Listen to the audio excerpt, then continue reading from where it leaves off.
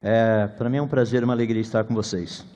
E eu estava pensando na primeira música, quando Oséias estava cantando para a gente, realmente, quando fala da grandeza de Deus pular, eu fiquei ligeiramente constrangido. Deixa eu dizer por quê. O universo, de uma extremidade até a outra, tem 93 bilhões de anos-luz. E um ano-luz equivale a 9,5 trilhões de quilômetros. Então, você saber o tamanho do universo de um lado até o outro, você teria que multiplicar 93 bilhões por 9,5 trilhões para ter uma noção do tamanho. Sabe por que eu fiquei meio preocupado em pular? É que a Bíblia nos diz que Deus mediu a palmos. Dá para ter uma noção do tamanho dele. É um grande Deus. E é sobre isso que eu gostaria de tratar um pouco com vocês, justamente no aspecto das crianças. Bem rapidinho, deixa eu colocar, eu gosto de tirar os assuntos que não são os mais importantes, mas são também relevantes logo no começo, só para você ter uma noção do material que a gente tem colocado aí, que é muito importante. Tem um livro chamado Como Tudo Começou, que é uma proposta falando da criação do ponto de vista da ciência. Esse livro não tem versículos, esse livro tem citações científicas. Porque quando nós chegamos lá no ensino médio, no ensino universitário, há uma necessidade de termos respostas científicas às perguntas que são feitas. Eu quero dizer para vocês que a evolução está errada, não porque a Bíblia diz que está errada, ela está errada também cientificamente. Então nós temos que saber como responder cientificamente. Tem um outro livro também chamado Gênesis 1 e 2, são os livros que já foram mencionados aqui. Esse trata dos ponto de vista do criacionismo bíblico. Mas o que a ciência pode falar a respeito desses dois capítulos da Bíblia? Como trabalhar com isso? Tem um terceiro livro que não está aqui, mas você pode adquiri-lo através da internet, está lá no site da Amazon.com.br, o pessoal fora do Brasil pode ver na sua área.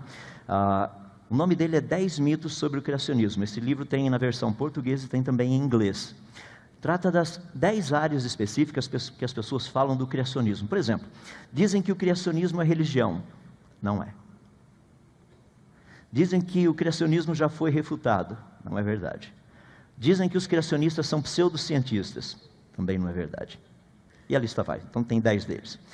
Março desse ano, tem algo muito especial saindo por aí. É um formato e-book. É para o tablet.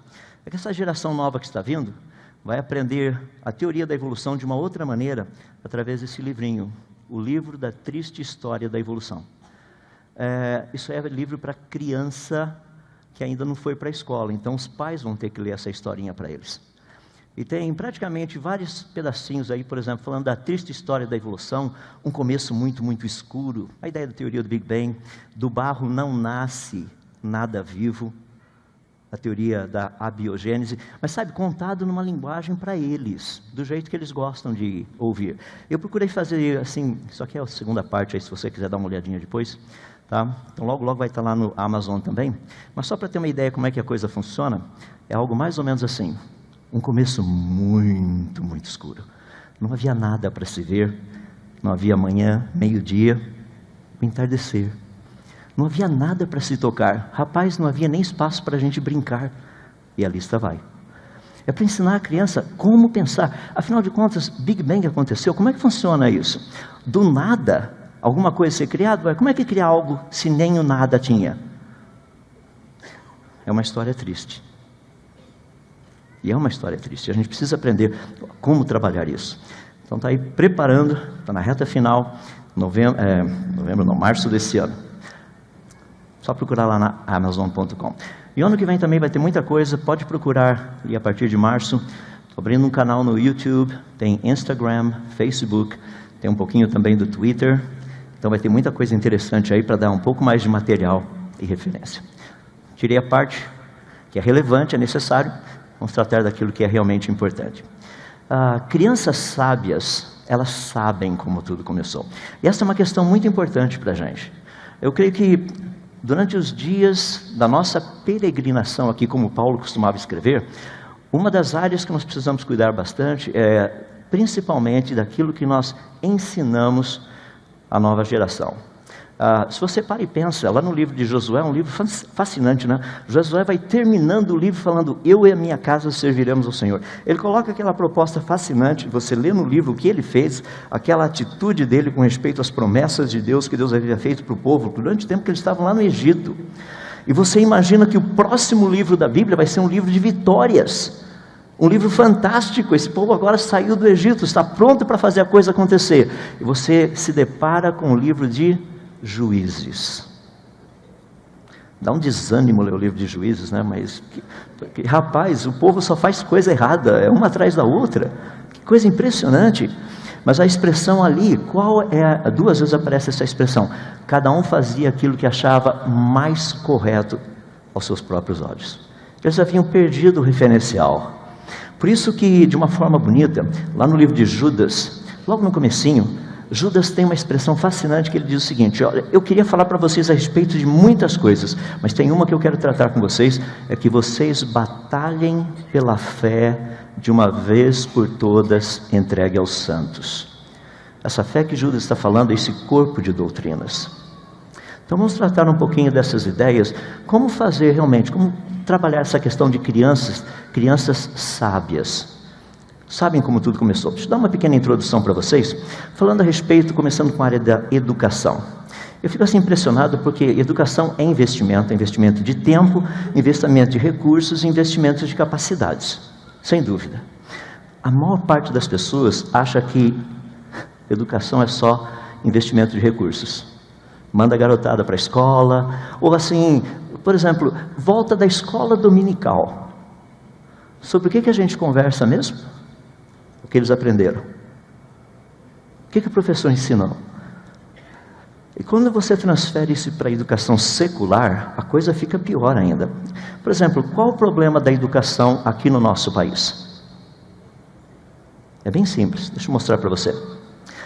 O que está sendo desenhado é o que geralmente os políticos gostariam que nós víssemos. A realidade é aquilo lá atrás. Interessante, né? Sabe por que eu estou dizendo isso? Dá uma olhadinha, esse teste, o PISA, é um teste que avalia alunos de 15 anos, tá? E ele literalmente fala um pouquinho como é a educação do país. Dá uma olhadinha, nós tivemos lá 2000, 2003, 2006, é feito de 3 em 3 anos, o resultado desse ano deveria ter saído agora no dia 3 de dezembro, mas ainda não saiu. Então eu imagino que nessas próximas semanas nós teremos o resultado. Dá uma olhadinha na situação do Brasil. Primeiro, logo do lado do ano, você tem o número de países que participaram do teste.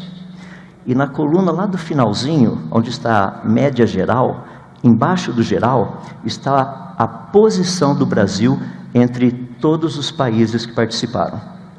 Por exemplo, em 2000, haviam 32 países, o Brasil foi número 31, só tinha um abaixo da gente. 2003, 41 países, o Brasil pegou o número 40, só tinha um abaixo da gente. 2006, 57 países participaram, nós ficamos no número 52, melhorou um pouquinho, só tinham 5 abaixo da gente. Mas é triste quando você olha quem eram esses países abaixo da gente. E o mais triste quando você olha alguns acima da gente. Você não vai acreditar. Então dá para ter uma ideia da nossa situação ali. Deixa eu fazer uma pergunta, afinal de contas, o que está acontecendo? Porque o número de escolas aumentou, o número de cursos universitários também aumentou. Mas por que esses números permanecem?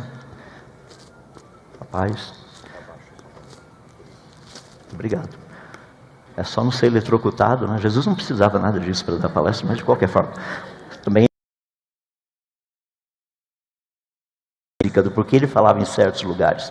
Impressionante. Então, quando nós olhamos esses números, eles são muito preocupantes. A pergunta é, o que está acontecendo? O que está errado com a educação? Eu quero dizer para vocês que esses dados são importantes quando nós tratamos do nosso país, da educação secular. Mas se nós pararmos e pensarmos um pouco, por que a educação hoje está tem um problema tão sério? Isso não é só Brasil, em todos os países. Afinal de contas, o que está errado com a educação? Deixa eu tentar mostrar de uma frase bem simples. Existe uma pessoa bem conhecida, pelo menos no meio evangélico, na área de aconselhamento cristão, Dr. Jay Adams. Há uns anos atrás ele disse o seguinte: o mundo é uma grande escola com milhões de alunos confusos, tentando soletrar a palavra verdade usando as letras erradas. Você já tentou pegar e fazer aquele joguinho com as crianças, dar um jogo de palavras, de letrinhas, e falar, ó, escreva uma palavra com essas letras que estão aqui. E na verdade, as letras que você está dando a elas, não são as letras para que aquela palavra seja construída. Então esse é o nosso problema. Para nós cristãos, qual seria o nosso desafio? Nosso grande desafio. Porque eu gosto de colocar essas coisas para a gente estar com uma coisa bem em mente. Uma delas, que eu acho fascinante, é a seguinte: uma criança curiosa jamais ficará entediada. Deixa eu fazer uma pergunta. Na escola dominical, as crianças não veem a hora de ir para a escola dominical, certo? A criançadinha está em casa e fala, pai, está na hora. Já imagina um pai falando assim, hoje nós não vamos lá para a escola dominical. Você já viu a criançadinha falando, pai, por favor, isso não, qualquer coisa. Ou a gente fica sem assistir televisão durante a semana, a gente nem pede presente de Natal, mas deixar de ir na escola dominical, não. Deixa eu fazer uma pergunta, o que está acontecendo?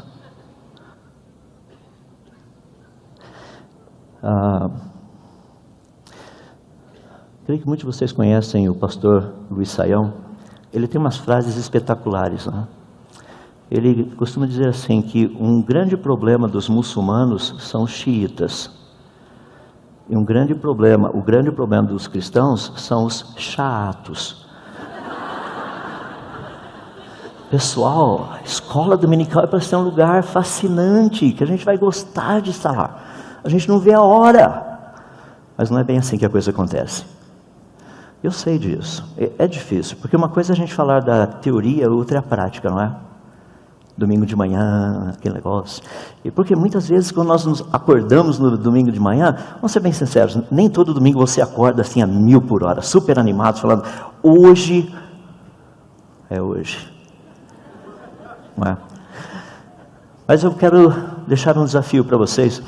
Como usar qualquer plataforma que você tiver, seja a escola dominical, seja o nome que você der, o tempo que você tem para educar, estar envolvido com crianças, como ajudá-las a ser sábias, sabendo como tudo começou.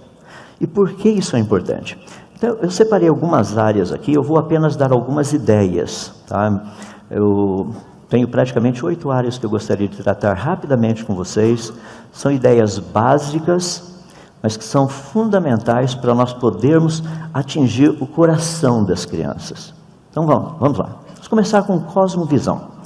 Cosmovisão é uma área fascinante. Todos nós temos uma. Muitas pessoas não sabem direito o que é cosmovisão.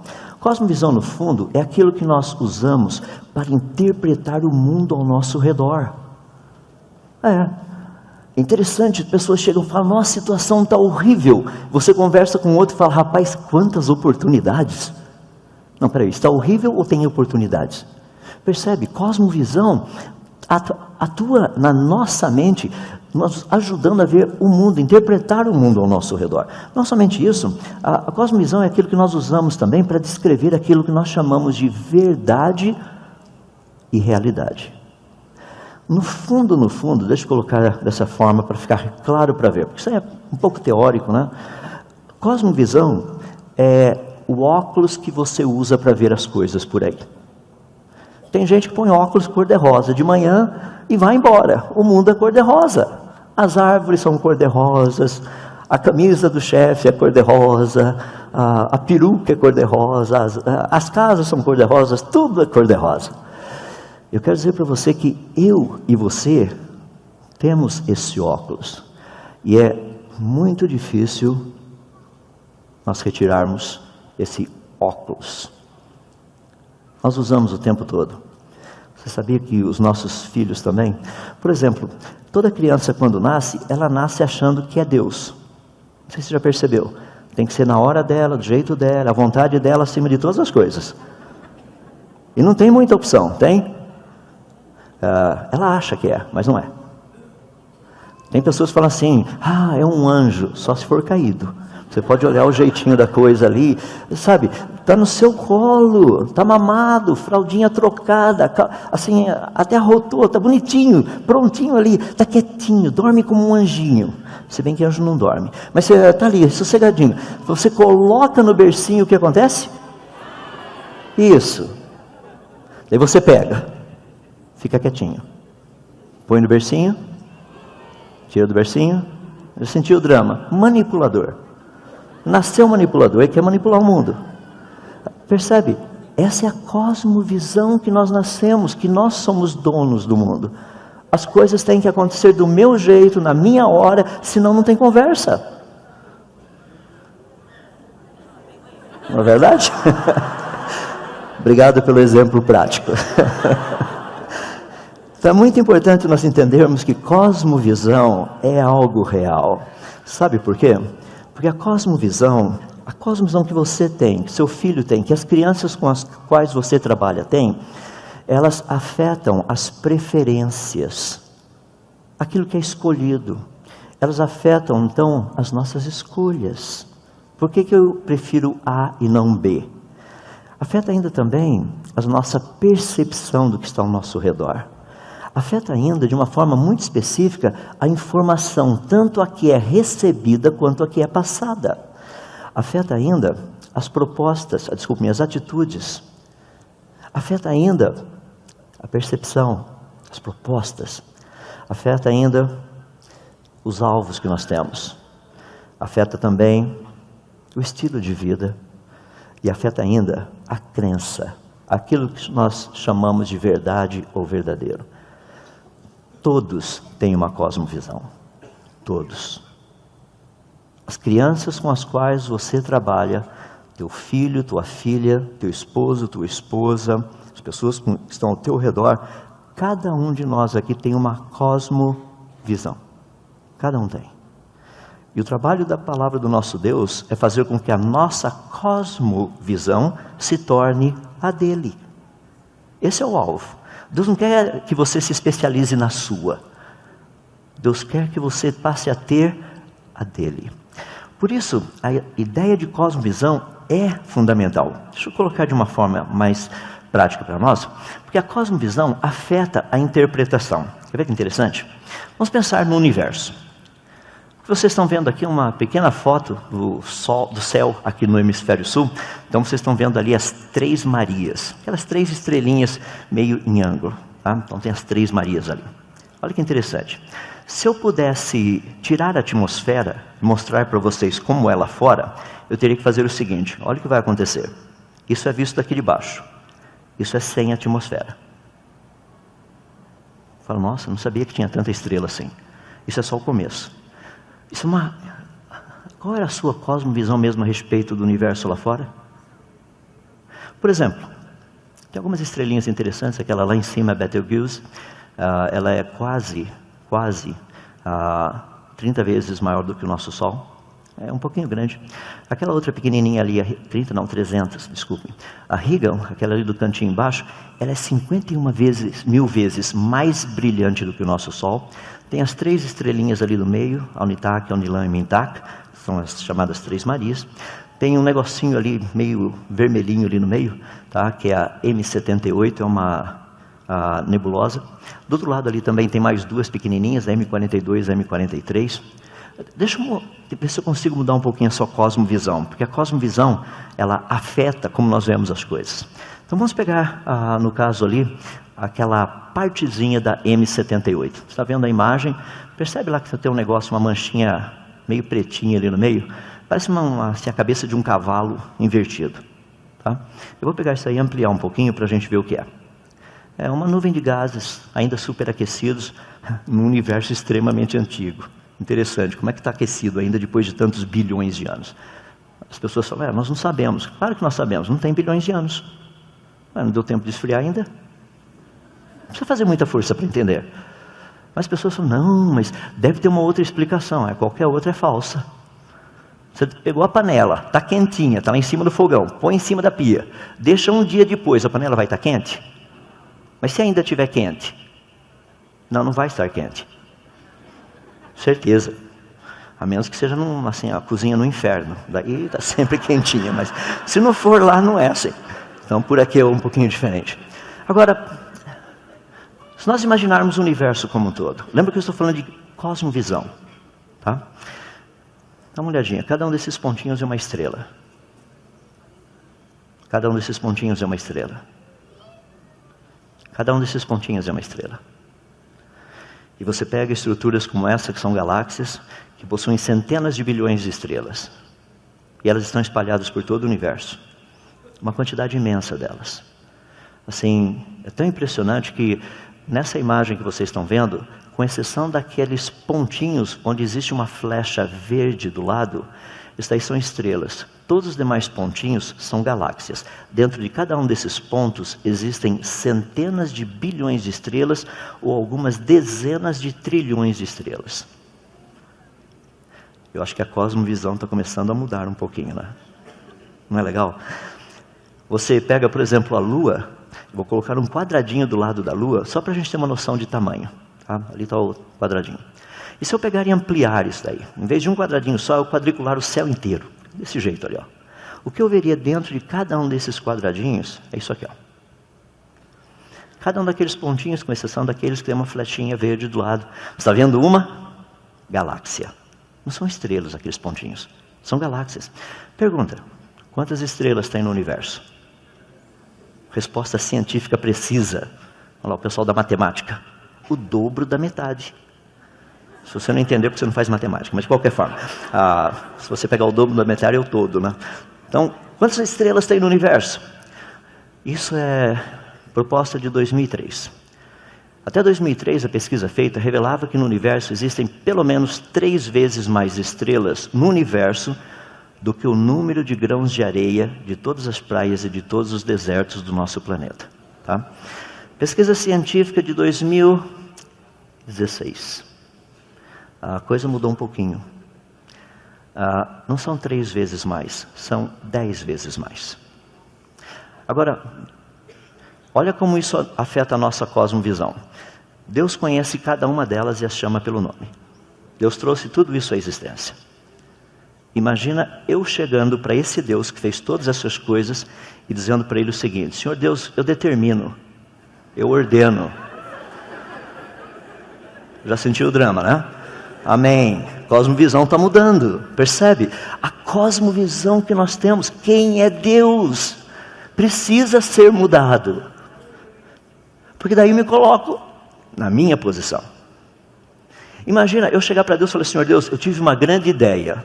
Imagina Deus falar assim: vai, estou te ouvindo. Percebe como a cosmovisão afeta a nossa interpretação? Isso aí afeta os cientistas também. Deixa eu dar um exemplo assim bem interessante. Steven Weinberg recebeu um prêmio Nobel em 1979. Grande, assim, brilhante homem. Fabuloso. Arthur Holly Compton também recebeu um prêmio Nobel em 1927. Dr. Weinberg, ele era um ateu professo. Ele falou isso. Arthur Compton era literalmente um cristão presbiteriano. Olha a diferença entre os dois. Os dois estudaram esse universo que eu acabei de mostrar para vocês. Bom, Weinberg disse o seguinte: quanto mais o universo parece ser compreensível, tanto mais ele parece não fazer sentido.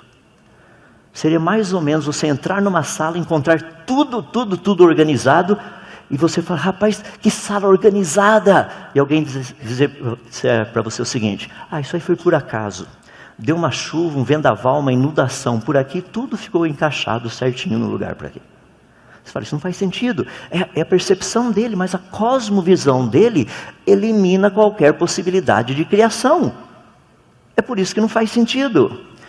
Olha o outro que estudou o mesmo universo, mas a cosmovisão dele era diferente. Olha o que o Dr. Arthur Compton disse: para mim, fé começa com a compreensão de que uma inteligência suprema trouxe o universo à existência e criou o homem. As pessoas falam: está vendo? Ele está falando de fé. Olha a próxima frase: não é difícil para mim ter esta fé, pois um universo organizado e inteligente testifica a favor da maior afirmação jamais pronunciada. No princípio, Deus. Percebe o que a cosmovisão faz? A evidência é a mesma para os dois. Os dois viram as mesmas estrelas, os dois viram as mesmas equações, os dois viram as mesmas coisas. Porque um disse, não faz sentido, e o outro disse, faz todo sentido. Qual a diferença? Cosmovisão. Por que é importante nós termos uma cosmovisão e passarmos uma cosmovisão correta para os nossos jovens? Para as nossas crianças. Deixa eu falar um pouquinho a respeito de cosmovisão e revelação. Afinal de contas, quais são os meios que nós usamos para conhecer a verdade e compreender a realidade ao nosso redor? Quer ver uma coisa? Deixa eu dar uma aulinha prática disso. Se eu perguntasse para vocês agora, o sol está brilhando nesse momento?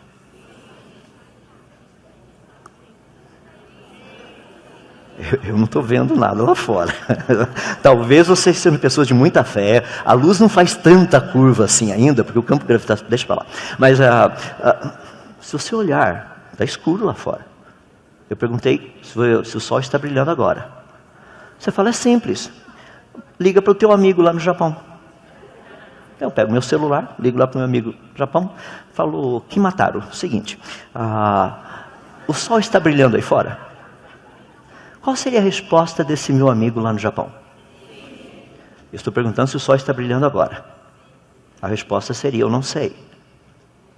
Você falou, então vá lá fora. Ele falou, não, estou aqui fora. Mas eu perguntei se o sol está brilhando agora. Ele falou assim, eu acabei de dizer para você que eu não sei. Eu falei assim, mas é só olhar para cima, está nublado? Não, não está nublado. Não tem nenhuma nuvem no céu. Mas você não está vendo o sol? Ele iria dizer o seguinte, você perguntou se ele está brilhando agora. A luz que eu estou vendo saiu do sol há 8 minutos e 17 segundos atrás. Se ele explodiu agora, eu só vou ficar sabendo daqui 8 minutos e 17 segundos. Agora eu não sei. Eu só sei que há 8 minutos e 17 segundos atrás ele estava brilhando. Isso eu sei. Percebe o que significa cosmovisão? Como que nós interpretamos a realidade? Vocês falaram que sim, o sol está brilhando agora, e a gente não sabe. A menos que você tenha uma técnica que nós, os cientistas, não temos. Daí a gente pode sentar e conversar. Mas tudo que nós sabemos, nós não sabemos se o sol está brilhando agora. Então, como que nós entendemos, conhecemos aquilo que nós chamamos de verdade ou realidade? Nós usamos os nossos sentidos, nós usamos também a nossa razão, nós usamos também a intuição. Nós usamos todas essas coisas para procurar entender aquilo que é verdade, aquilo que nós chamamos de realidade. Agora, olha o mecanismo como funciona. Quando nós usamos esse termo verdade hoje em dia, está um problema sério, não é? Porque se você fala de verdade, a respeito da verdade, as pessoas têm a tendência de dizer assim, não, mas essa é a sua verdade, a minha é diferente. Peraí, como é que nós chegamos nisso? Imagina se alguém entrasse num consultório de um psicólogo e falasse assim, doutor, eu sou um tucano. Não sou político não, doutor, sou tucano, sou uma ave. Não, o senhor é ave. Ave Maria. Mas o senhor é tucano, então o senhor é tucano. O que você acha que seria feito com aquele cidadão? Não, peraí. Tem algum distúrbio mental. Certeza. Agora, entra um cidadão barbado, ali assim, eu sou mulher.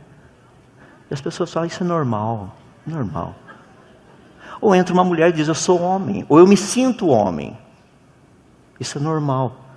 Não, se for beija-flor, qualquer outra coisa, é anormal, precisa de um tratamento psicológico. Mas se você tem 100 trilhões de células no seu corpo dizendo quem você é. São 100 trilhões, não é uma só. São 100 trilhões. Agora, como que nós ficamos? Ou seja, esse aspecto que nós temos da verdade. Por que nós chegamos nesse ponto maluco que nós estamos vivendo? Deixa eu colocar de uma forma bem simples. Eu aprendi com um professor lá nos Estados Unidos, foi uma lição espetacular. Queria compartilhar com vocês o que eu aprendi com ele. Logo no princípio, o Deus Criador de todas as coisas, ele revelou a verdade, aquilo que nós chamamos de verdade absoluta. E essa verdade absoluta tratava com os sentimentos, com a razão e com a intuição de Adão e Eva. Porque era uma revelação. Deus chega para Adão e fala assim: Adão, você é homem. Chega para Eva e fala: você é mulher. Vocês foram criados à minha imagem e semelhança. Adão e Eva não tentaram descobrir quem eles eram. Deus contou para ele quem eles eram. Falou: olha, ali tem os animais. E hoje nós somos chamados de animais racionais, né? E muitos cristãos compraram essa ideia. Nós não somos animais racionais. Nós somos seres criados à imagem e semelhança de Deus. Porque os animais também são racionais. O teu cachorrinho, quando está com fome, ele sabe o que fazer para chamar a tua atenção, não sabe? Ele sabe, ele é racional. Existem níveis de racionalidade. Nós não somos animais racionais. Onde na Bíblia Deus chega para um cidadão e fala: ô animal racional, venha até a minha presença? Não existe isso, não existe. Porque Deus, que é o autor da verdade, o autor da realidade, Ele revelou. Ele disse o que é verdade. Ele disse o que é realidade. Ele apresentou para Adão todas as coisas. Ele apresentou para Eva. Eles sabiam, eles conheciam todas essas coisas. Mas a partir do momento que Adão e Eva rejeitaram essa revelação de Deus, sabe o que começou a acontecer? Agora o processo é inverso. Nós temos que usar os nossos sentidos, a nossa razão, a nossa intuição para descobrir a verdade absoluta e chegarmos até Deus. Por isso que tem tantas religiões no planeta. É o caminho inverso. Antes era Deus, um Deus só revelando quem Ele era, contando para todo mundo. Como nós rejeitamos a verdade dele, agora somos nós tentando chegar até Ele. E cada um resolve o seu problema, certo? Mas dá para perceber que isso aí não funciona. Com o passar do tempo, nem essa ideia de Deus se tornou mais importante. Agora nós usamos nossos sentidos, nossa razão e a nossa intuição para estabelecer aquilo que nós chamamos de verdade convencional. Você concorda que isso é errado? Ah, eu concordo. Ah, eu também concordo. Então, você concorda, eu concordo, então isso é verdade.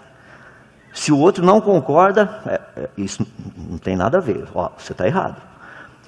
Percebe? Nós estamos nesse pontinho aqui, que eu estou tratando. Isso aí foi décadas atrás. Nós estávamos ali, verdade convencional. Agora nós já passamos disso. Por quê? A gente não consegue ficar juntos com verdade convencional, não tem como. Nós não concordamos o tempo todo. Daí esse sistema todo esfarelou, chegando no que nós temos agora. Nós usamos nossos sentidos, nossa razão, nossa intuição para aquilo que nós chamamos de verdade relativa. Você entende isso também? Percebe onde nós chegamos? Foi uma rejeição da revelação de Deus e o processo foi só ladeira abaixo. Então nós estamos nessa confusão hoje. A gente não sabe mais o que é. Um professor de biologia um tempo atrás veio conversar comigo e falou assim: não aguento os meus alunos. Não aguento. Tá bom. Qual o problema principal? Eles são os animais. Eu falei assim: mas faz 100 anos que nós estamos ensinando que eles são animais. Agora eles acreditaram.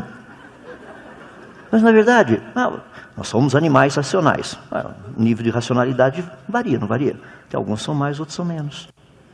Mas são animais. Percebe o resultado? Ou seja, quando você tira essa revelação de Deus, o que sobra da cosmovisão? Nada. Você coloca o que você quiser ali dentro. Olha o próximo passo, o que acontece. Você vai ter que responder essa pergunta: como você sabe que o que você sabe é verdade? Por exemplo, o céu existe? Estou falando do espaço sideral, falando do céu. Vamos começar com o que é mais fácil. O inferno existe? Você já foi lá? E como é que você sabe que ele existe? Porque a Bíblia diz. Mas como é que você sabe que o que a Bíblia diz é verdade? Ela é a palavra de Deus. Como é que você sabe que ela é a palavra de Deus?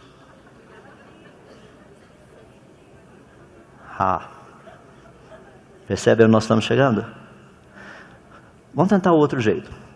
A Bíblia fala de vários locais no planeta Terra. Por exemplo, montanhas do Ararat. Elas existem? Sim, claro que existem. O rio Nilo existe? Sim. Rio Jordão, o rio Eufrates, o rio Tigres? O pessoal está perdendo a convicção, né? Entrou um pouquinho de áreas assim. Sei lá, rio Tigre, o Eufrates, não sei. Está na Bíblia isso aí. Monte Sinai. Sim. Cidade de Jerusalém. Cidade de Roma. Maravilha. Muito bem. Todos os locais que a Bíblia fala, eles existem. Lugares que a gente pode ir lá e verificar. Eles estão lá. Então a Bíblia é verdadeira em todas as afirmações de locais. Ótimo. Quando a Bíblia fala de um local que não é testável, ela estaria mentindo? Percebe? Não. Porque tudo que ela falou dos outros são verdadeiros. Você pode ir lá e procurar, está lá. Estou terminando um livro sobre o dilúvio em Gênesis, e eu cito isso num dos capítulos. Para aqueles que têm dúvida, eu coloquei o posicionamento de GPS, que você pode entrar no Google, clica, ele vai direitinho. Tem a montanha, tem o rio, tem a cidade, etc. Coisa e tal. Está lá, a Bíblia disse que estava lá, é só ir lá, está lá. É por isso que eu posso dizer para os meus amigos, falar assim, olha, esse negócio de céu e inferno, a probabilidade de existir é extremamente alta, porque tudo aquilo resto que a Bíblia diz que existe, é testável, nós testamos, está lá. Agora, por que a Bíblia iria mentir sobre céu e inferno? Eu nunca fui lá, isso é verdade.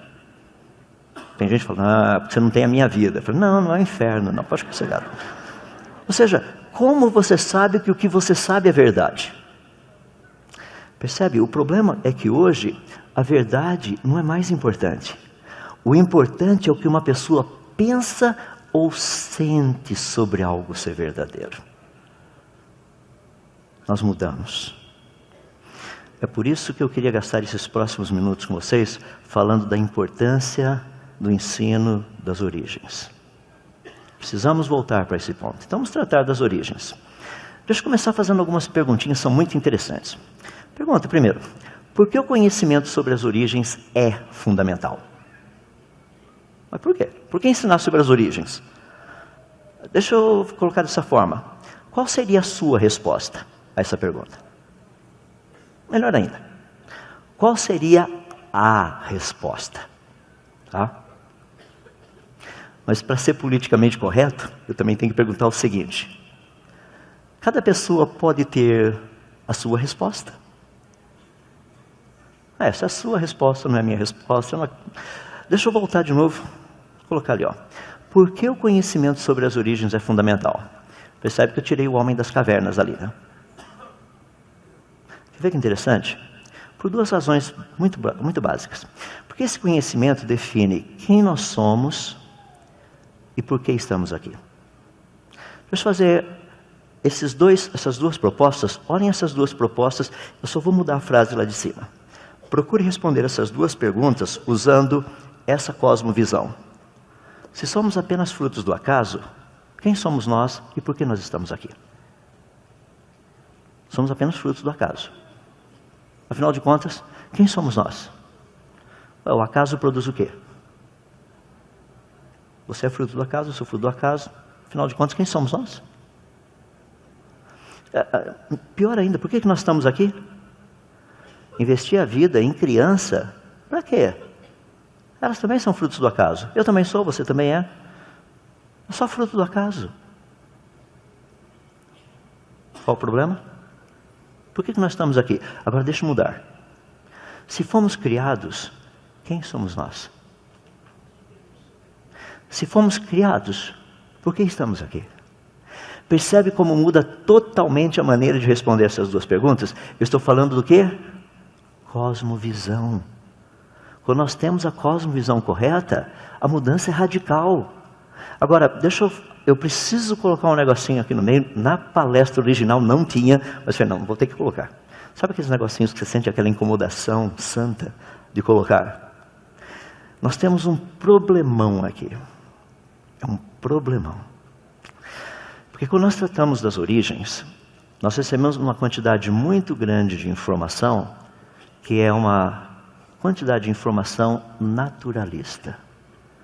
Deus não faz parte do pacote. É a ideia da teoria da evolução. Tá? Existe hoje um movimento muito grande acontecendo aqui no nosso país.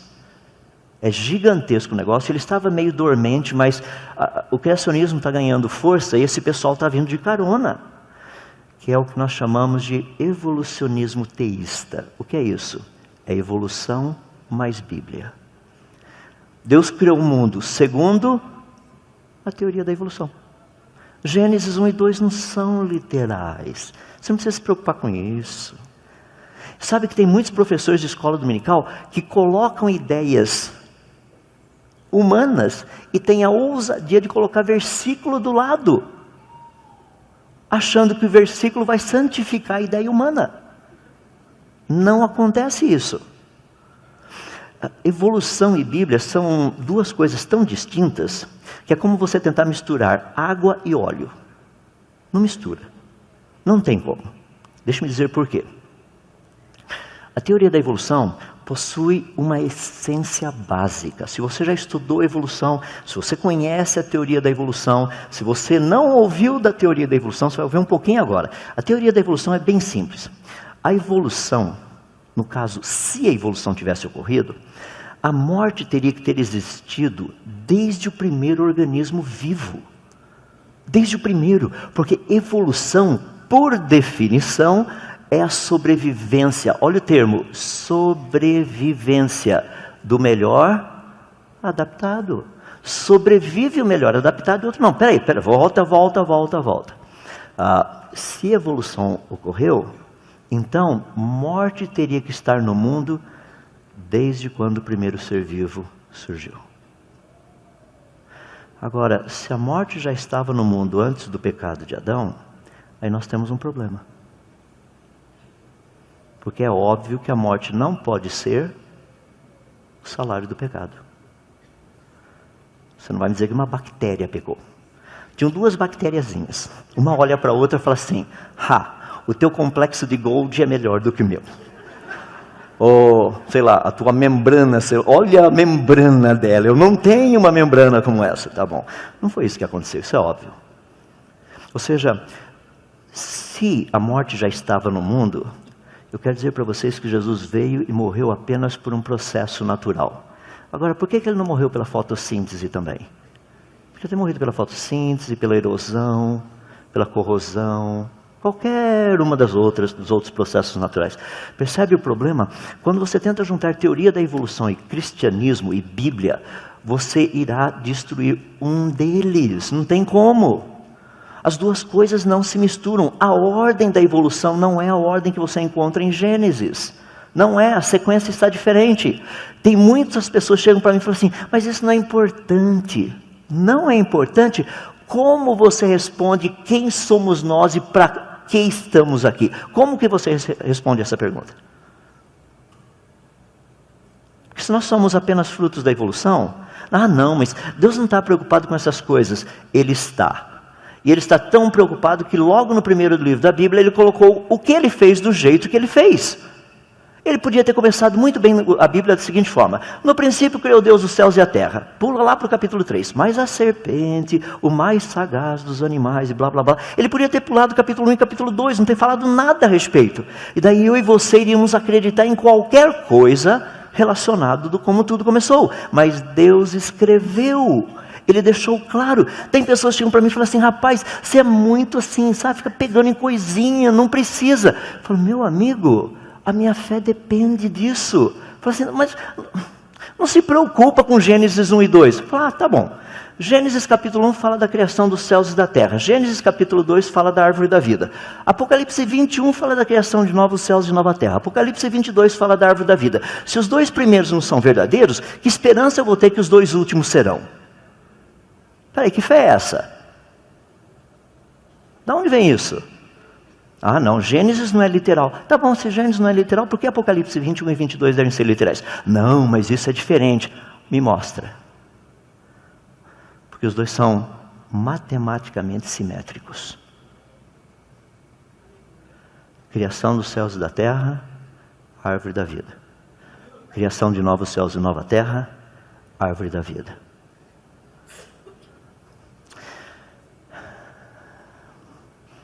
Precisamos entender que quando nós tratamos a evolução como parte do processo de ensino sobre as origens, nós vamos ter problemas.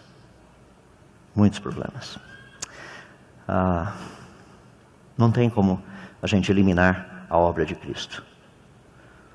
A obra de Cristo dele, a obra do Senhor Jesus é preciosa para simplesmente a gente dizer que isso é simplesmente um processo natural, que já estava no mundo desde o início, etc. Coisa e tal.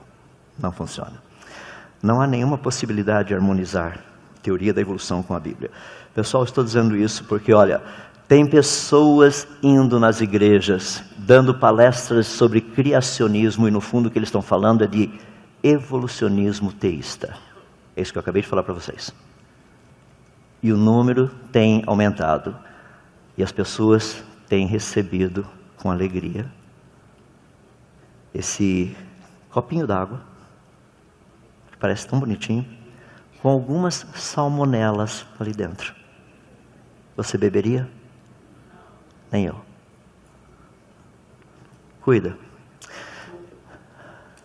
Quando nós olhamos então para esse problema, vamos tratar da parte boa da coisa. O que nós podemos falar para as nossas crianças, então? Como que nós podemos ensiná-las? Deixa eu pegar algumas áreas assim bonitas. Por exemplo, vamos pensar em termos da cosmogonia, tá? Origem do universo. Porque a Bíblia trata disso. Ou seja, o que o conhecimento científico pode falar a respeito disso? Então, deixa eu dar algumas áreas práticas para a gente saber como colocar tudo isso aí em dia. Eu gosto de trabalhar com coisas assim que as pessoas conhecem, tá? Então, eu coloco um negócio desse jeito assim que as pessoas olham e falam, ah, isso eu não conheço. Isso daí é a segunda lei da termodinâmica, é a lei da entropia. Eu sei que parece meio complicado quando a gente coloca assim, mas deixa eu colocar de uma forma mais simples. Essa lei é desse jeito, tá?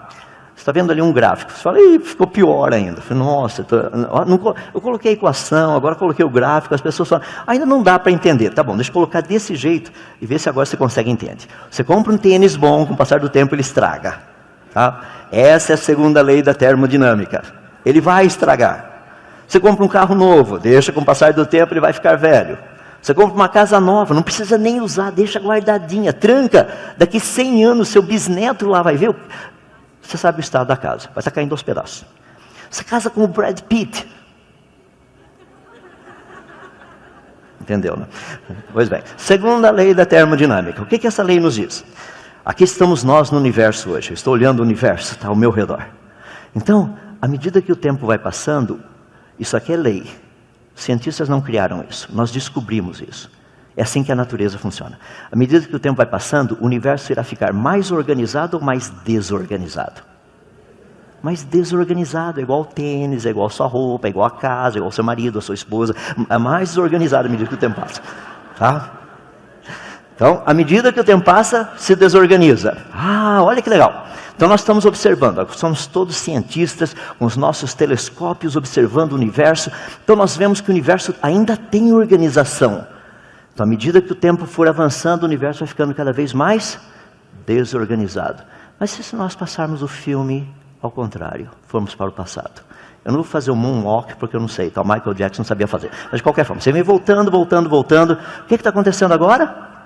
O universo está ficando mais organizado ou menos? Mais organizado. Porque à medida que o tempo vai para frente, ele fica desorganizado. Se você vai para trás, ele tem que ficar organizado. Se a gente for um pouquinho mais para trás, vai ficar mais organizado. Um pouquinho mais para trás, mais organizado. Um pouquinho mais para trás, e ele cai. Não vou cair, eu estou olhando. Um pouquinho mais, ele teria que ser perfeito no começo. Isso é o que a segunda lei da termodinâmica nos diz. Ah, então você quer dizer que Deus criou o mundo? Não, estou querendo dizer que o mundo foi criado. A ciência diz isso. Olha o que os cientistas dizem. A energia total do universo ela é constante. Portanto, a sua entropia, capacidade de desorganização, sempre tende para um máximo. Aumenta à medida que o tempo passa.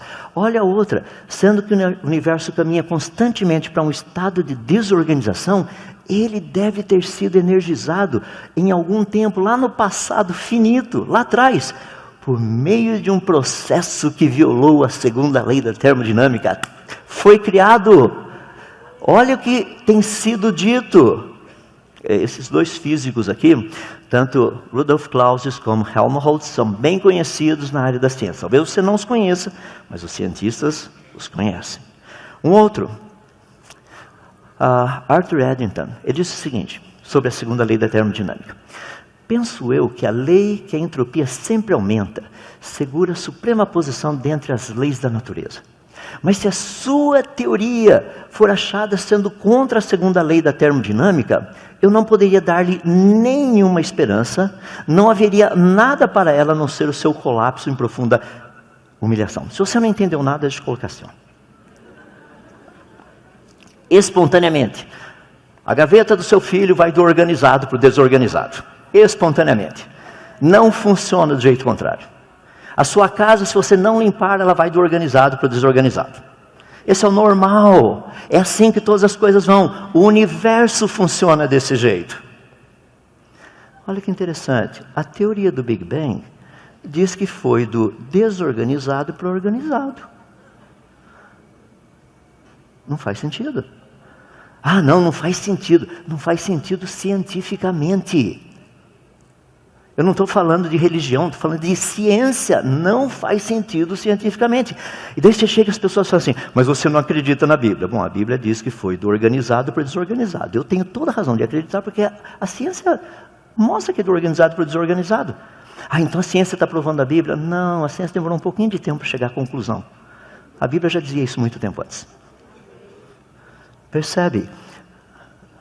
A evidência científica mostra claramente que o universo foi criado.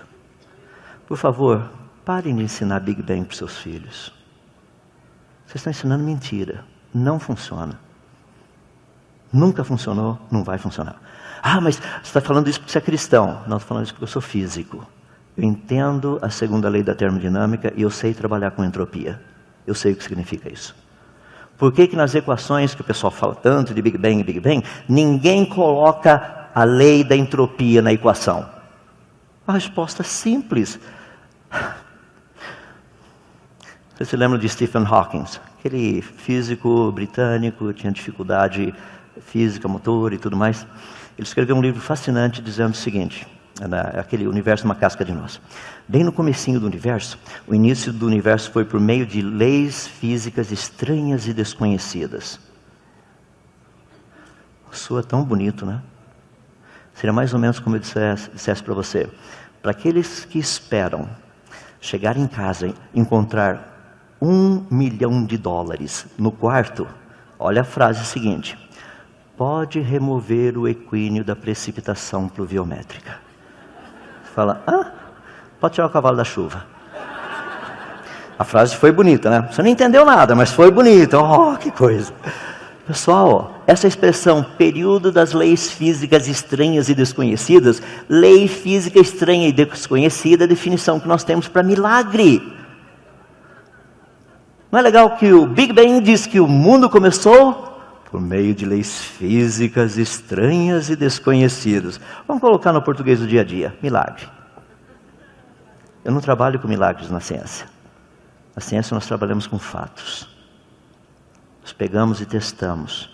Pegamos as leis conhecidas.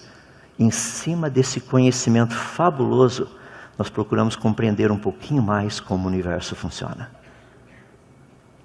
Lembra que o Paulo disse, 2 Coríntios capítulo 10, versos 4 e 5, que uma das nossas funções é destruir sofismas e todo pensamento que se levanta contra Deus?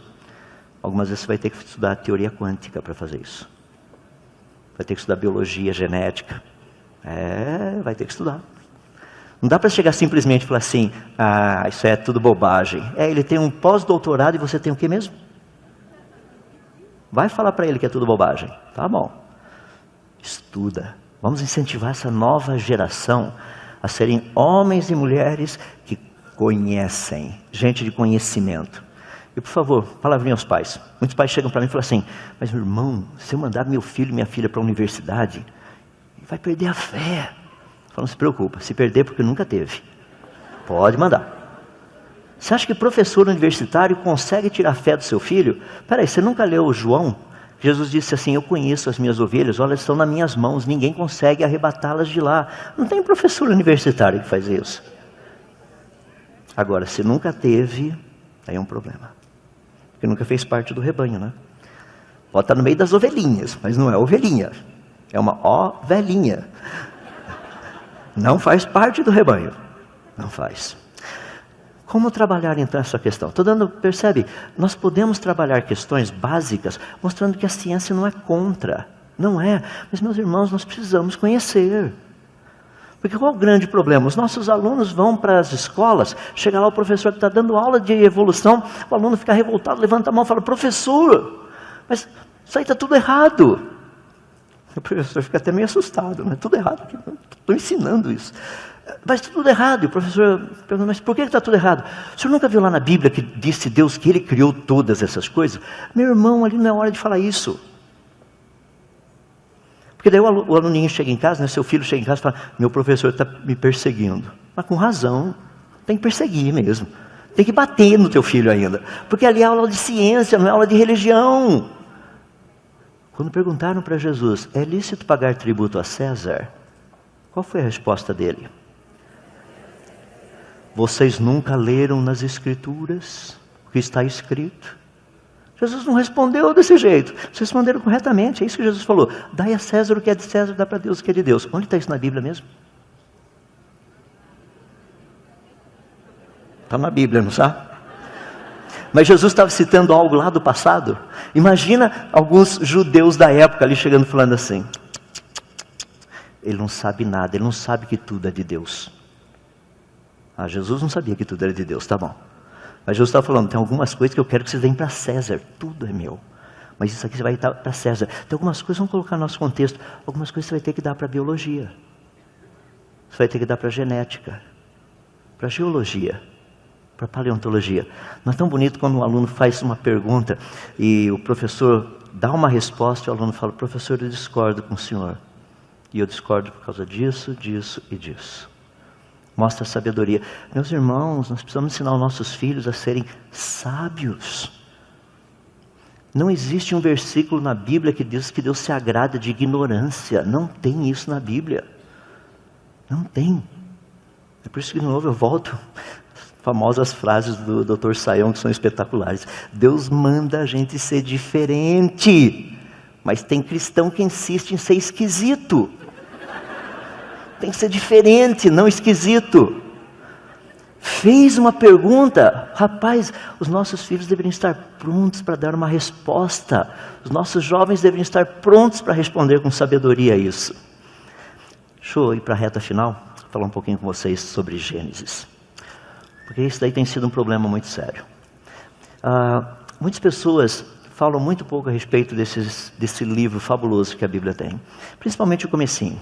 Eu queria dar para vocês algumas coisas, apenas para você pensar do quão importante é esse livro. Eu vou ficar bem no comecinho dele, poderia falar muito assim, que seria bem interessante, tá? Porque existem evidências científicas sobre as origens, que não contradizem a Bíblia, tá? As evidências científicas sobre as origens, elas realmente não contradizem. E a Bíblia é um livro fascinante, é um livro de história. A gente precisa ensinar história. E precisa ensinar como essas coisas aconteceram. Ensinar os detalhes. Eu tenho alguns exemplos aqui, mas eu quero dar um para você pensar. Pergunta. Quantos anos tinha o pai de Noé quando Adão faleceu? É porque vocês não leem Gênesis capítulo 5. Parece até que não foi inspirado, né? Resposta, 56 anos. Imagina que legal. Noé chegando para o pai dele e fala, pai, conta aquela história de novo lá das origens. Pois é, meu filho, eu tinha 56 anos quando Adão faleceu. Por falar nisso, ele não tinha umbigo, viu? Deixa só para esclarecer. Ele foi criado, e você sabe que quem é criado não tem umbigo. Então a gente sabia que ele não tinha umbigo. Ele até mostrou, não tinha umbigo realmente, então foi criado. Pessoal, o pai de Noé provavelmente conheceu Adão. É por isso que Noé podia falar com a maior tranquilidade sobre a origem. Pergunta. Quantos anos antes do dilúvio nasceu Sete, o filho mais velho de Noé? Pessoal, vocês são professores de escola dominical, vocês já deram aula do dilúvio, não pode pular isso daí, tem que saber. Sete nasceu 98 anos antes do dilúvio acontecer. Porque a Bíblia diz que ele tinha 100 anos de idade quando o primeiro filho dele nasceu 2 anos depois do dilúvio. É só fazer continha, né? Bom, 2 anos depois do dilúvio, tinha 100 anos. Então, 100 menos 2 dá quanto? Muito bem, 98. Então, a gente sabe quanto tempo atrás ele nasceu. Legal. Percebe a dinâmica? Pergunta, quantos anos tinha Isaac quando Sem, a última testemunha ocular do dilúvio, sabia como foi antes do dilúvio e depois do dilúvio. Quantos anos tinha Isaac quando Sem faleceu? Percebe onde está o nosso problema, né? Ele tinha 50 anos. Ele nasceu 50 anos de idade quando Sem faleceu. Imagina Jacó e Esaú conversando com Isaac. Pai, esse negócio do dilúvio, não cola, viu, pai? Pai Isaac falou, meu filho, eu tinha 50 anos de idade quando Shem, o filho de Noé, faleceu. Você sabia que o avô dele, Lameque, conheceu Adão pessoalmente? Você sabia disso? Falei, pai, mas, meu filho, estou falando de gente que conviveu. É por isso que a história das origens chegou até nós de maneira fiel. Percebe? A história faz sentido. Remove todo esse contexto para você ver o que acontece. Pergunta, mais uma delas aí. Noé entra na arca. Vamos fazer a continha. Ele, sua esposa, 3 filhos e 3 noras. 8 pessoas. Quem que foi do lado de fora da arca? Então vamos ver. A Bíblia nos diz que Noé foi o filho mais velho. E Noé teve irmãos e irmãs. Fala, mas como é que você sabe disso? É porque no capítulo 5 diz que Lameque, depois que gerou a Noé, ele teve ainda outros filhos e filhas. Então Noé tinha irmãos e irmãs. Legal. Devia ter sobrinhos e sobrinhas também, né? Uma boa possibilidade. O pai de Noé, Lameque, foi o primogênito de Matusalém. Matusalém, a Bíblia nos diz que depois que Lameque nasceu, Matusalém ainda teve outros filhos e filhas. Então Noé tinha tios e tias. E a gente ensina, quem foi lá de fora? A todo mundo. Todo mundo quem mesmo? Os irmãos, as irmãs, provavelmente sobrinhos e sobrinhas, tios e tias, primos e primas, eles ficaram lá fora. Pensou que legal dar uma aula para os seus menininhos falando assim, não é porque seu papai e sua mamãe são salvos que você vai de carona, viu? Não é não. Olha a história de Noé. Não é porque seu irmãozinho aceitou Jesus que você acha que você também está indo para o céu. Não é não, viu? Olha lá a família de Noé. Dá uma olhadinha o que aconteceu com eles. Percebe como de repente a coisa fica diferente? Por quê? Porque nós estamos contando a história como ela é. Agora, pessoal, me desculpe, não dá para fazer isso de sábado à noite antes de domingo de manhã. Vai gastar um pouquinho mais de tempo. Vai ter que preparar um pouquinho mais, vai ter que ler um pouquinho mais, pegar sua calculadora, ficar ali fazendo umas continhas, entende? Tantos anos, esse tipo de coisa. Percebeu, né? Então vamos lá. Deixa eu pegar um pouquinho e falar para vocês a respeito dessas evidências. As evidências científicas não contradizem a Bíblia. Então quero dar uma pinceladinha aí no livro de Gênesis. Olha só, disse Deus, haja luminares no firmamento do céu. E Deus criou o homem. Deixa eu fazer uma pergunta, quais são as estrelas que Adão viu mesmo? Essa é uma pergunta séria, né? Eu queria dizer para vocês que Adão viu todas. Deixa eu explicar por quê. Eu vou dar o exemplo. As pessoas falam assim, existem galáxias que estão a bilhões de anos-luz de distância. Então demorou bilhões de anos para a luz chegar até aqui. Fala, claro que sim. Deixa eu dar só um raciocínio rapidinho para você entender. Eu estou morando lá nos Estados Unidos, mas imagina que eu estivesse morando lá há 100 anos atrás, 150 anos atrás. Porque agora tem fotografia bonita, assim, a minha netinha, nossa, gente simpática, aquele negócio tudo legal. Ela já cresceu, viu? Isso era uma foto mais antiga. Mas imagina lá, fosse lá por volta dos anos 1800 e bolinha. Aquelas fotos mais assim, entende? Não tinha nada colorido, nada assim. Então, eu quero mandar essa foto para os meus pais que estão morando aqui no Brasil. Então o que eu faço? Chamo daqueles fotógrafos, tem aquele flash de pólvora, colocar lá, pum, aquele negócio, tirava a foto da gente, pegava lá, trazia a foto revelada, e um amigo meu vindo para o Brasil falava, por favor, leva essa foto para os meus pais, com o maior prazer. Então olha a situação, está o mapa. Tá? Eu estou morando lá em cima, Greenville, esse cantinho aqui, ó, passar o mouse em cima ali, ó, aquele pontinho, tá vendo? Tá? Meus pais moram aqui, ó, cidade de Limeira, lá embaixo. Legal. Meu amigo fala, sem problemas. Ele pega a fotografia, põe no bolso dele, sobe no cavalo e vem embora. Aí depois de 4 anos ele chega aqui em Limeira, aqui pertinho. 4 anos de viagem. Ele tira aquela foto lá do bolso, chega lá pro meu pai e fala assim, a foto da sua netinha. Netinha não, bisnetinha, né? Que legal. Espera aí, ele está vendo a foto da minha netinha, bisnetinha dele. Como ela é ou como ela era? Muito bem. Quando a gente olha no espaço, nós estamos vendo não como o espaço é, mas como ele... Você quer ver como ele era lá atrás? Olha que coisa interessante. Eu gosto que a gente dá uma olhadinha. A gente estuda as galáxias bem distantes, só que nós descobrimos que elas são iguaizinhas às que estão aqui por perto. Não, peraí, isso não faz sentido, porque se está longe, quando a luz saiu de lá e veio para cá, deviam ser bem garotinhas ainda, galáxias bebês, assim, meio na fralda, sabe esse negócio assim básico, tudo desorganizado. Não, elas estão organizadas desde o início. E quanto mais a gente tem estudado, é a mesma coisa que a gente tem visto. Publicação científica de 94, 2005, 2010, 2011, 2011 de novo, 2012. Estou pulando rápido só para você ver que tem bastante coisa, tá? Todas elas dizem o quê?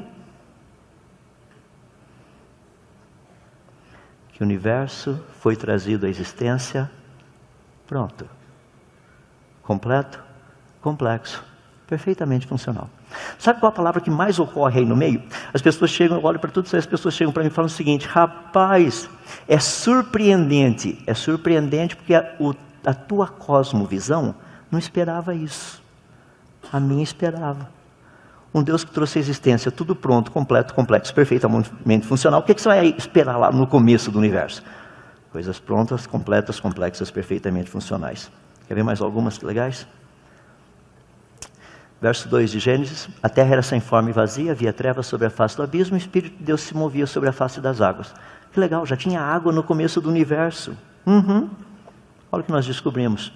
Água no começo do universo. Publicação novembro de 2011.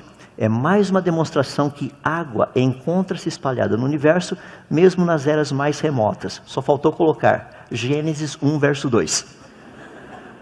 Obviamente eles não colocaram.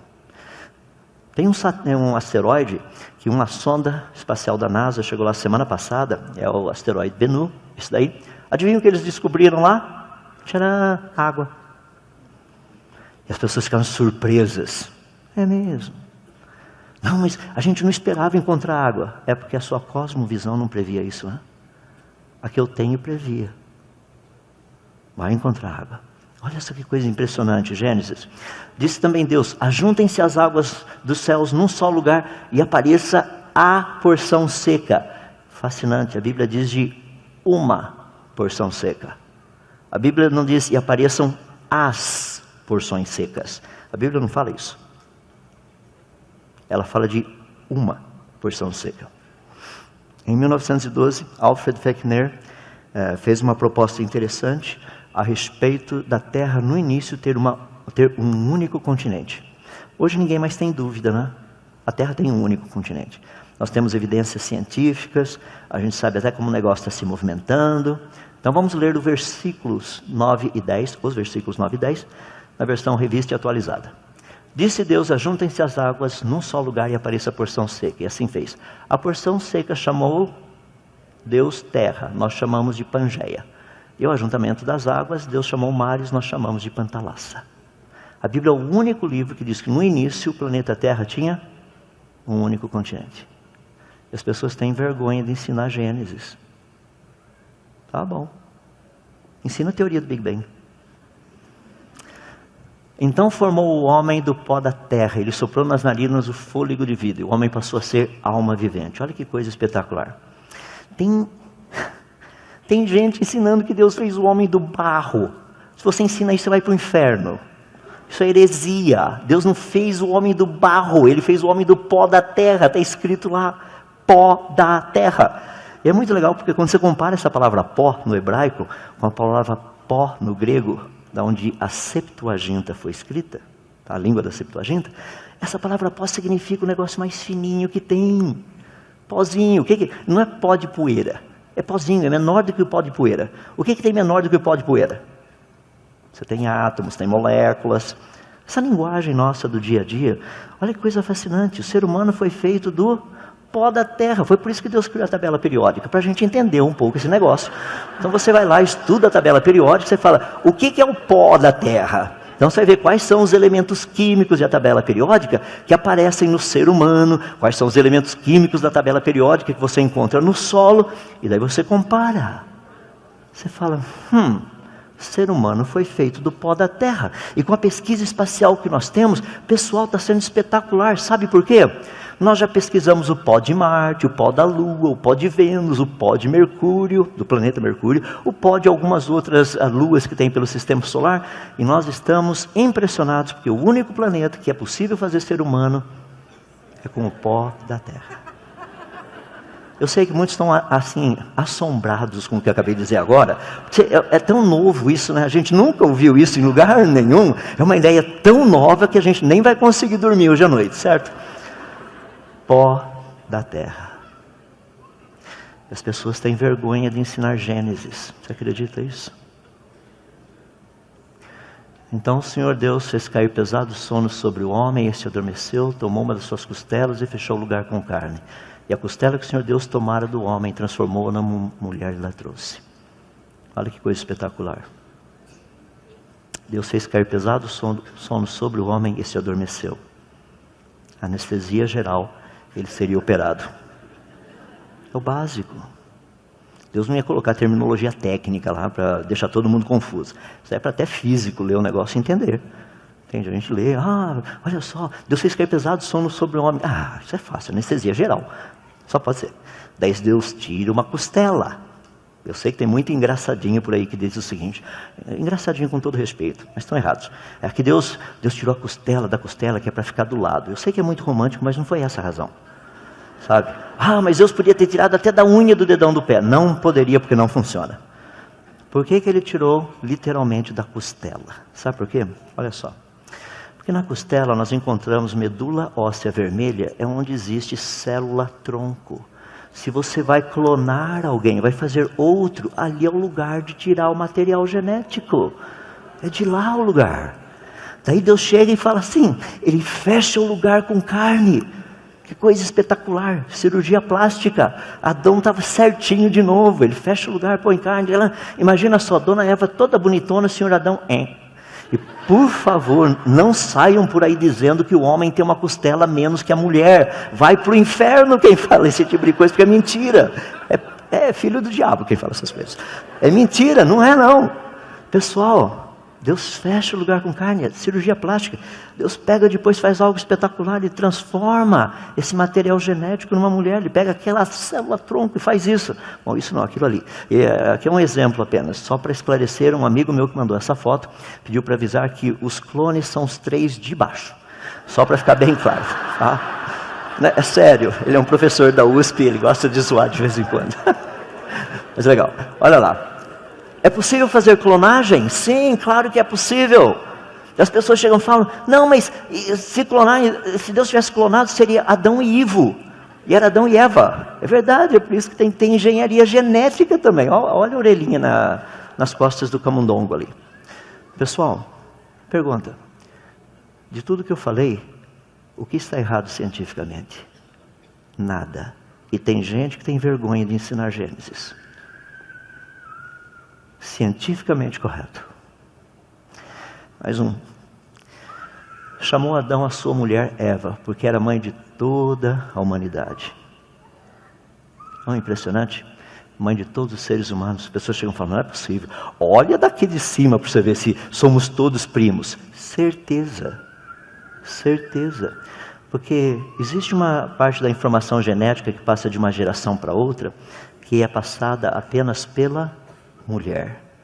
Se nós pegarmos o DNA mitocondrial que você tem e compararmos com o meu, com o de todos aqui, você irá perceber que o material genético comparado é igual, independente da sua origem étnica e de qual lugar do planeta você tenha vindo. Isso foi descoberto em 1987. Ficou conhecido como Eva mitocondrial, a mãe de todos os seres humanos. Até impressionei, fiquei impressionado, o nome de Eva mitocondrial, né?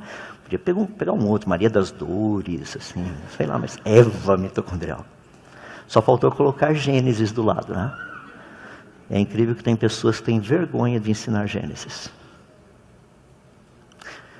Para a gente terminar. Então o Senhor Deus formou o homem do pó da terra.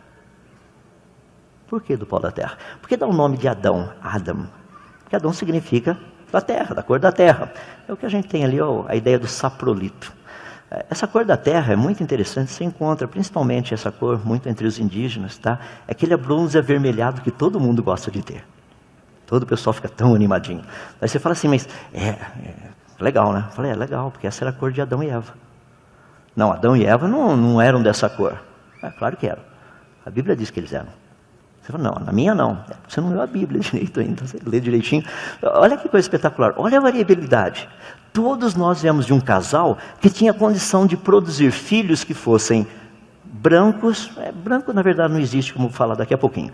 E negros, porque o negro também não existe, tá? O que existem são tons de marrom. Eu sei que tem gente falando de tom de cinza, mas tem outra história. São tons de marrom. Tons de marrom. Não tem ninguém branco. Se eu fosse branco, eu teria caído aqui no chão, morto. Pessoal, a igreja é o lugar para se ensinar que somos todos tons de marrom. Porque o Senhor Deus quis assim. Foi do agrado dele. Gente com cor de pele diferente, de todo tipo. É tão legal isso. Como é que funciona? Olha só. A Nemate, ela é loira, filha de um casal negros. O Daniel também. Danielzinho é loiro, filho de um casal negros. Mas como que isso é possível? Porque o material genético está lá ainda. Olha esses dois que são gêmeos, que coisa interessante. Material genético do papai, material genético da mamãe, né? Olha os dois aí. Material genético do papai, material genético da mamãe. Mas como é que funciona esse negócio? Você pega o material genético do papai, pega o material genético da mamãe e mistura. Você vai fazendo essas misturinhas aí. Então nascem filhos de todo mundo da mesma família, mas com características diferentes, né? Pessoal, mas o que é isso? Isso é aquele negócio que a gente estuda de azão, azinho, emão, eminho, xizão, xizinho, que ninguém sabe para que serve. Para entender Gênesis. Para a gente saber como é que Gênesis funciona.